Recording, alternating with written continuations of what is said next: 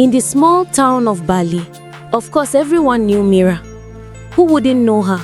The girl with the strange big eyes. Even her parents wondered, what manner of eyes are these? Her eyes were large, shiny, and almost silver in color. When she looked at people, they said it felt like she was seeing straight into their souls. Children gossiped about her, old women changed direction when they saw her coming, and most people avoided her completely. But Mira didn't blame them. She didn't want these eyes either. Because her eyes saw too much, they showed her things no one else could see, and so it was difficult for people to believe her. One evening, Mira was walking home from school. The streets were quiet and the lamps flickered in the wind. She blinked and suddenly saw something that made her heart freeze. A man standing by the corner, but his outline was blurry, like smoke. Then, in her vision, he grabbed another person and dragged them into the alley. Mira gasped and the image vanished. She ran to that corner, but no one was there. She only saw a dropped scarf and the sound of a cat meowing in the dark. The next morning, she heard the news. A young woman named Clara had gone missing that night, from the very same street where she saw the vision of the happening. Mira's hands trembled. Her eyes had shown her what really happened. After that day, the visions became stronger. Whenever she looked at someone for too long, flashes of their memories appeared. Secrets, lies, guilt, fears. One day, as she was passing the neighborhood, she looked into her neighbor's eyes and saw him burying something behind his shed at night. The next day, the police came looking for a missing dog. No one believed her when she told them what happened to the dog. Instead, they mocked her. Mira stopped leaving the house. She couldn't stand seeing the truth anymore. Her eyes were seeing too much. Her mother begged her to go out. Mira only shook her head, but never went out. "People hate me because I see too much," she whispered. Her mother sighed. "Maybe you see too much because you're meant to help." A week later, another person vanished. A teenage boy this time.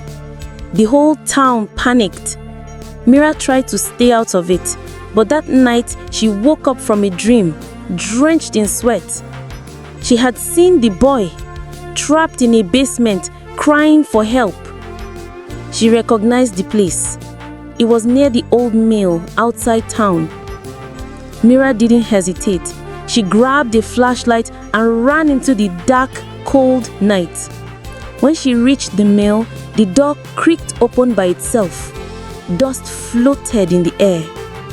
Her eyes began to glow softly in the dark. She followed the visions, faint, flashing pictures guiding her through the empty rooms. Finally, she reached a locked door. Behind it, she heard a weak cry. "Help! Please!" Mira kicked at the door until it cracked open. The missing boy was there, tied up but alive. Before she could untie him, she heard footsteps. Someone else was there. To her surprise, it was the police chief, the same man who had led the search for the boy. His face twisted in shock when he saw her. She hissed, "How did you find this place?" Mira's eyes shimmered brighter. "I saw what you did. You can't hide it anymore." For a moment, the man froze, then tried to run, but the police had arrived moments earlier, following the light from Mira's flashlight that she had dropped by the door. They arrested him on the spot. He had been behind all the disappearances. Few days later, the town was quiet again. No disappearances. Everyone talked about the brave girl who saved the boy with her magic eyes. For the first time, people didn't avoid Mira. Rather, she was celebrated. She became the talk of the town. They smiled at her and they thanked her. Mira smiled softly. And for the first time also, Mira wasn't ashamed of going out. She knew her eyes were still the same. Big, strange, and full of truths most people didn't want to see. As she looked at the sunrise one morning, her reflection shimmered in the window. For the first time, she didn't feel afraid of it. Maybe seeing too much is not a curse. Maybe it's just a light that others don't have. And that was how the eyes everyone thought was a curse turned out to be a blessing.